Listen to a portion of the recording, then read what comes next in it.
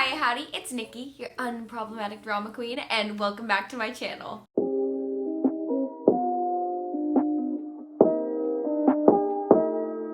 Just when I thought I'd have a weekend to sit back and relax and chill, Gabbie came in for the kill. They said they're scared right now. Why are you so scared, children? What is so scary about me? Gabbie came out with her part 6, part 2 of Jessie Smiles Needs to Be Stopped in weird orange-skinned Bitmoji fashion. My camera is charged, my face is put on, and I am ready to just get into this. As ready as you can be with a Gabbie Hanna video. Anyways, before we officially get into this, if you like my face, feel free to like, subscribe, and hit that notification bell to join the fan band because we'd love to have you. And follow me on TikTok because I'm almost at 200K. Anyways, let's get drippin', let's get sippin', and let's talk some tea, because it's gonna be a long one. We have got 2 pages of notes again, so let's just start talking because I already know I'm going to lose my voice. To preempt this 50-minute video, the summary overall is pretty much Gabbie reads her backlog of text messages that she's already read to us like 20 times at this point to try to prove her little convoluted point. Nobody sees what's happening. Okay, whatever. Oh my god, my throat hurts. Like my last video, I do just want to start with reading her little author's note at the beginning because I do think it honestly gives more information than the video itself. Shows how much Gabbie likes to change her story. Luckily, this one is literally like less than a sentence long, so thank you God, because I hate to read. Yeah, let's just read it really quick, give you some context, and then I will say my opinions because your girl has some opinions. Author's note. I just want to be left alone by these strangers who have been harassing, stalking, and obsessing over me nonstop for years. Please stop. Lots of thoughts for literally a sentence with less than 50 words. First off, the whole fact that she's now spinning this narrative of them being strangers is just gross to me. It's like her concept of friendship goes from a few texts with Trisha Paytas being they were homies for years to now a good amount of texts and a roommate with Jessie being nothing more than a stranger to her. I mean, what is a friend to you? Your cat? I don't know. A piece of toast? Maybe she needs to watch My Little Pony because clearly she doesn't know what the bare minimum of friendship holds. And then there's the point that she just uses harassment and stalker and obsessor to these people who are not really doing much. I mean, yes, they respond to you, and yes, they may like some tweets or make some cryptic tweets themselves, but you're the one who's constantly responding, Gabbie. And that is what toxic abusive people do, is they will deflect onto you as hard as you can. Point the finger, pull the trigger, throw them off your trail. You're the one who's making expose documentaries about these people using texts from 10 years ago to prove your point. I mean, that seems more obsessive than what Jessie's been doing this whole time. I don't know what else to say. I think Peter Mon did a really good job of kind of explaining that whole scenario, and the definitions of Gabbie's words change depending on Gabbie. She changes definitions to suit her own narrative. She uses these words like gaslighting, narcissistic abuser. She uses all of these words. She twists the definition to apply to herself. And then if you come out and say, well, that's not really how that word is to be used, okay, she's like, no. You don't know what I have gone through. Those things are true to me. But anyways, that's enough with that point. I really don't have much else to say. Gabbie is clearly in this delusion that she needs to be right and she needs to take Jessie down, because this whole series is just she needs to take these people down and she's not going to stop until she can, unless there's actual refutable evidence in which she can't speak back, like in the Joey Graceffa and Daniel Prada situation. Fill this out until the day we were on set. Miss Gabbie, can we do a little BTS moment? How is she? Look at, she's got her yellow hair on. We're doing She's practicing her script. filling out my medical information. Pretty much, Gabbie is drawing at straws in this she said situation full of text messages that she can't fully prove anything. This is a back and forth that doesn't need to continue happening. Just let it go. Anyways, the video actually starts with Gabbie in her little hobbit hole in the dark complaining about Trish and Jessie and the will they, won't they of friendships on the internet. Did all this stuff, I was obviously in a really, really bad place. Trisha and Jessie, they throw so much and they just wait to see what sticks. And then whenever it contradicts itself, people don't remember because there was so much information. And she keeps saying, love me or hate me, I just want my story heard. I'm putting this out on the internet and I don't care what anyone thinks. Believe it or don't, care or don't, love me or hate me. Like, it really doesn't matter at this point because I tried really, really hard to do the right thing and please people as much as I and it didn't work. But it seems like you're wanting people to not just hear your side, but agree with your side. Because as soon as people start speaking out against you or start sharing their side, you get defensive and say, well, that's not right. And make videos that aren't even part of the series responding to people because you feel that your side isn't justified again because they weren't going with your story. It seems like it's less of a love me or hate me situation and a more of a I need to be right, you're all wrong. Then she goes into an absolutely unwarranted Gabbie Hanna concert that I did definitely not pay for. I'm the master manipulator who couldn't fool anyone. The monster I will play along. This game is twisted, and I think that would make me terrible. That would make me. And I gotta say, the amount of trauma and direct references to the trauma that she experiences in her life in her song lyrics is kind of disturbing. Like, I get it. As a songwriter, like, you write from experience, but it's like she's literally picking out lines from her diary and just barfing it into songs. I mean, what's next? I smoked a joint on my bed. My cat is spinning around my head. Get me record labels, but I'm dead on the internet, so I guess I'll just smoke weed instead. Wow, iconic musician over here. And then, I don't know what's worse, her laughing or her crying, but she goes into a good old cry and talks about how her art and her relevancy is just being destroyed and swept out from under her. People say it's just comments, but it's not. It's my work. I for real just want to, like, share my art, and it's hard when you do that. It's just instantly, like, double the dislikes to likes just because you're you. And she's saying this is all caused by T channels and this whole Jessie Smiles situation, and it's like, no, Gabbie. I have said this before, and I will say it again. It is caused by you. You are the bane of your own existence. It's the same story, which I do not want to put them on the same level. It's the same story as like Whitney Houston. She had a standard for herself because she got used to this fame, and once it was kind of diminishing, she couldn't handle the fact that she wasn't as much in the public eye, or people weren't liking her as much, because people evolve over time. You have to learn to evolve or just be okay that you're a little bit less relevant in the public eye. But Gabbie just clearly does not have that ability. Remaining relevant on the internet is hard enough, but your impulsive and obsessive, scary attitude is just quickening the process to your eventual downfall. And the salt Gabbie gives to Jessie, she goes like,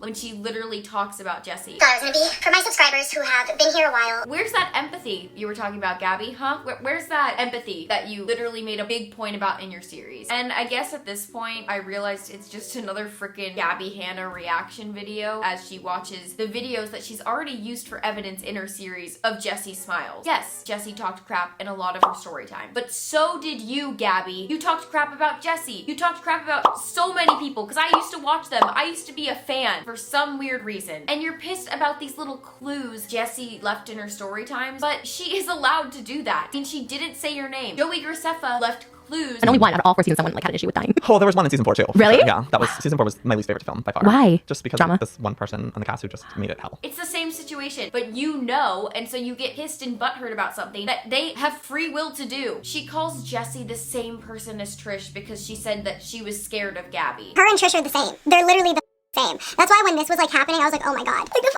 full moon came out or something. That pylon. That's so abusive. And it's like, Gabbie, shut up. I'm sorry, but I don't think it's just Jessie who is scared of you on the internet. People are uncomfy by you because you're so impulsive and cuckoo that call all of them Trisha at this point, okay? The whole world is Trisha. She keeps making the point that these videos by Jessie are just so abusive and that she's just trying to be detached and away from the internet, but Jessie keeps having to pull her back in because she makes these videos. And it's like, Gabbie, you haven't left the internet. Dude, how detached am I from like the internet community that people won't just leave me alone? Just leave me alone. If you were detached from the internet, truly detached, you would have released this series in the entirety all at once, which would have been hell for me, so honestly, thank you. But you would have done that, and that would have been your out. You could have just left, lived your little stoner life, and be gone. But that's not who you are. You have not stopped tweeting, making TikToks, and posting constant Instagram stories as of literally today. And she can't even stay serious during the most serious allegation of the whole video. When she mentions the assault, she goes into a conversation about how her glasses are getting all fogged up and just bypasses the whole scenario. Forever make her assault a part of my conversation. I did not want this. Sorry, I was like staring at my reflection in the glasses because like, That's spooky. And just as we always get to this point in every other video of the series, freaking 10 minutes is where Gabbie Hanna completely goes on the loony train and yells at the camera as she goes over one of the DMs we have literally seen 10 times at this point for the same goddamn evidence. Dude, like this is literally, it's literally insane because I wouldn't have said that. I'm going to say it as much as it pains me. I do believe that Gabbie has a few points in this situation. Does she address them correctly? No. And this whole situation is just clearly not healthy for her. I mean, she is losing it as we speak, watching on the camera. Oh god! Toxic, abusive friendships are not talked about very much. It's hard to escape them in general. It's harder to escape them when they don't leave you the phone on the internet, and now it's public. And I've been living that for a long time. Gabbie says that her story never changes. Dude, my story's literally never changed. This is what I've been saying the whole time from this first DM to now. BS, honey. You change your story more than you change your own freaking bra. The last few days, I've been smelling BO, and I kept changing my t-shirts because I was like, what the fuck is up with my t-shirts? And then I just realized it's my bra. Dude, I haven't washed this bra in like, I don't know. I don't want to like admit, to be honest, because if I was being honest, oh my god, my fault! You say that you're best friends with Trish, but barely talk to her. You change the story of Curtis. You change all these stories to fit your own freaking little narrative like a loony bin. Go join Space Jam, because you'll fit right in with those Looney Tunes. And she keeps reiterating that she is the completely innocent one, and that Jesse's trying to make herself as the completely innocent one and trying to play the victim in these situations. Victim, pity me, set you up with a sob story, okay? Every time this happens, I go back through the old texts because I feel like I'm going crazy. Jesse was the victim in at least a few of these situations. I mean, Gabbie is seriously just fighting herself throughout this whole video. I would say Peter Mon does the best way of describing this whole situation, so I'm gonna insert like a little clip right here. I've compared it to a kid at a birthday party that's not getting their way. They're not getting the attention because it's not their birthday party. So they come in and they knock over the cupcake tray, they scream and they yell, and then they leave and they say, peace out, I'm done. Gabbie doesn't realize the way that she is affecting other people's lives. I mean, relating to even just that whole situation, I truly feel biggest MO for this whole series is to just Hannah Baker style take down all these creators and really show all the wrongs that they've done in their situations, where it's like maybe the reason that these people are having these problematic things is because you said it yourself, you're the common denominator. You're clearly self-aware that you are the person who's having all these problems surrounding you. So maybe, just maybe, you're the problem. She clearly just wants to have these creators burn down with her at this point. Perfect example, when Trisha was on Frenemies, she didn't get hate. Gabbie was getting hate because she was speaking out against Trisha, and Trisha had some warrants because of being on Frenemies. Once Trisha was kicked off of Frenemies, she was kind of in her own little cancel boat, and therefore, Gabbie Hanna backed off. Coincidence? I think not! And clearly, because it is not working with Jesse, that's why she keeps pushing, because it's so much of a she said, that there's no way to completely prove either side. But of course we're gonna side with Jesse because she literally was a R-word victim, unlike Gabbie, who's just being petty with a ton of text she has from 10 years ago. And then she's pissed that Jesse didn't show the Curtis tweet, which she has mentioned like 10 times before. Where's the tweet? Show your work! But all I gotta say is, where are those receipts that you were talking about, Gabbie, in the last video? You just somehow didn't have them anymore, but you have all these other texts from 10 years ago. Where was that receipt? DM from her on Twitter being like, if you're in LA or something, I'm not gonna be in my apartment. And then Gabbie's mad because people are calling her obsessive and crazy and scary. But it's like, Gabbie, who is the one who is saving texts and tweets and all these little convoluted stories to make sure you're not the crazy one for your own mental stability for 10 years? Not Jesse, not Trisha, not Joey. You're the one who's putting this obsessive and crazy persona onto yourself. And at 21 minutes, we're not even halfway through, I am just confused. Not that I wasn't for this whole video. She's talking about all these influencers, I think it's Jesse and Gabbie, but I'm honestly not sure, turning on each other more times than a freaking Game of Thrones episode. I turned them against each other. It sounds like you were already turned against each other, and you were coming to me because you had nobody else to turn to, and I kept you at a very safe distance, so you found your way back to each other. You guys had to turn each other against me because you both turned on each other to me. Like, it's just like, whoa. Throughout this whole video, she says things along the lines of, this is high school bully drama, I'm above this, I'm 30 years old, like, these people need to grow up, and it's like, yeah, you need to grow up, Gabbie. And then she got mad that Jessie called people psycho in her clickbait little story times, and it's like, you did that too. It is called clickbait. And yes, I do agree that the whole situation of the girl oh my god, getting too heated up in here. The girl that Jessie called psycho, oh my god, I'm actually crying. 1 second. Okay, wow, this situation just freaking gave me COVID. Okay, we're back.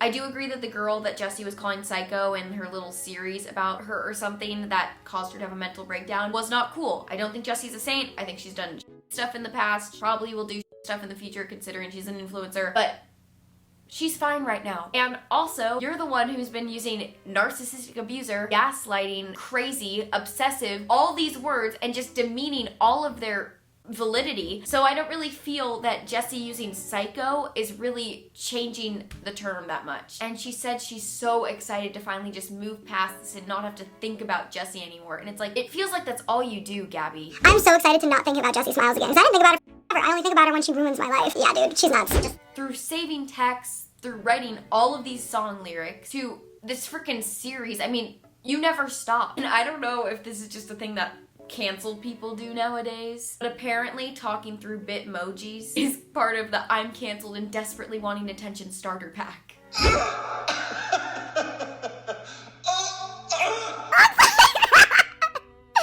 are you talking about? I'm pushing you to make a video because I made a video in response to the video no one made you make. What is going on? And then she goes over that she's pissed about Jessie bringing up the Curtis tweets again. It's not only extremely triggering to me, Jessie and her friends are the only people who bring it up. Nobody would be talking about this if it weren't for them. Like, I'm just like, please. And to my knowledge, again, I'm an idiot, but to my knowledge, she hasn't really addressed them unless she's addressing you, who has provoked her to address them. And I thought Gabbie's Joker brain on camera was scary.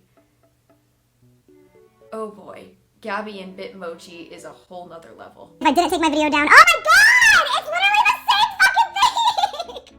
Oh my god! It's the exact same thing that happened with the Best Friends Man's video. And then she makes the point that Jessie's just trying to make Gabbie out as the monster and trying to find all these evidence and all these points. And it's like, I think it's the other way around. I think you convolute your story too many times, but you know, I can't even keep track of her narrative at this point. And then Gabbie is just going on her freaking reading of all these text messages. And she's reading this one where Jessie is kind of in a blackmailing way being like, hey, I need to get on a call with you. I'm not mentally stable. I'm gonna release this video if you don't comply with my needs. And then Gabbie's like, well, that's not my needs. And then it's like this back and forth of like, well, my needs are more important, blah, blah, blah, blah. It's kind of catty both ways, gotta say. But I don't see Jessie as being this master manipulator in it. I see just both of them as being unstable. And then Gabbie goes into these specific texts from right after the TMZ article is released, where Gabbie literally drops Jessie's name in the article and kind of doxes her, saying that she's this manipulator and she deserves an apology and all this trash. And so I kind of understand why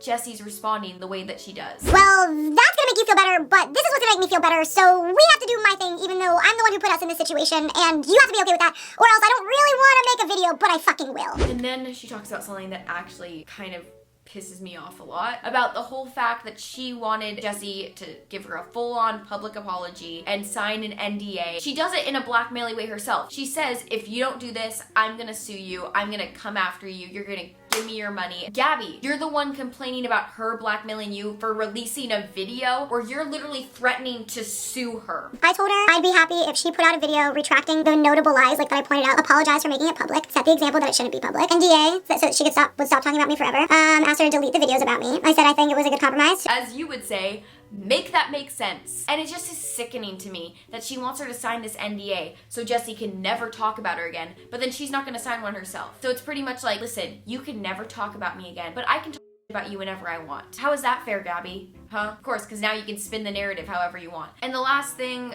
in the video that she really covers is this long paragraph that Jessie sent Gabbie, where Gabbie literally is like, oh, I don't want to read this. This is so long. God. Dude, this is what it is to talk to Jessie. I can't read this, guys. Can you read it yourself? The damage you caused? Oh my god. Gabbie, have you seen any of your paragraphs? Have you seen your freaking phone call that you made Jessie go through 3 hours? Just talking to you sounds like it would be a challenge without you spewing out words from your songs and just paragraph longs of emo diary passages. You make Mars feel like an end. It feels much safer to me. And she keeps reiterating that Jesse's this master manipulator who's just trying to be the victim. And it's like, again, other way around. And she finishes the video with literally a Bitmoji being like, sorry, I'm bored. I couldn't get through all of that. I can't. Fuck, my battery's gonna die. You wanna play with the maniac? Gabbie?